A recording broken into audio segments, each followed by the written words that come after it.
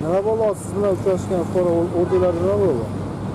24 sotyapti xolos. 39 mingga kelishdik. 25 ming oldindan beradigan, 14 mingni keyin beradigan bo'ladi. Andijon viloyati Ichki ishlar boshqarmasi tezkor qidiruv xizmati, Davlat xavfsizlik xizmati hamda iqtisodiy jinoyatlarga qarshi kurashish departamentining Andijon viloyati boshqarmasi xodimlari hamkorligida fuqaroning murojaati asosida o'tkazilgan tezkor tadbir davomida yer savdosi bilan bog'liq firibgarlik holatiga chek qo'yildi.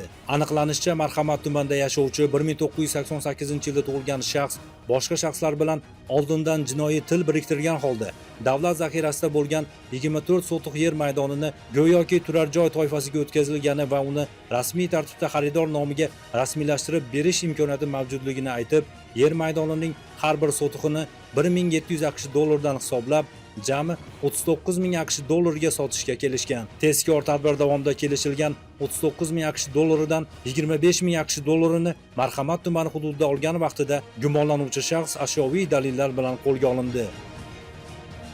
Mazkur holat yuzasidan O'zbekiston Respublikasi Jinoyat kodeksining 168-moddasi 4-qismi A bandi bilan jinoyat ishi qo'zg'atilib, hozirda tergov harakatlari olib borilmoqda. Eslatib o'tamiz, yer munosabatlariga oid barcha masalalar qonunchilikda belgilangan tartibda hal etiladi. Yer maydonini ajratish, sotish yoki rasmiylashtirishni va'da qilib, moddiy manfaat talab qiluvchi shaxslarning xatti-harakatlari qonunga zid hisoblanadi va bunday holatlarga nisbatan huquqiy choralar ko'riladi.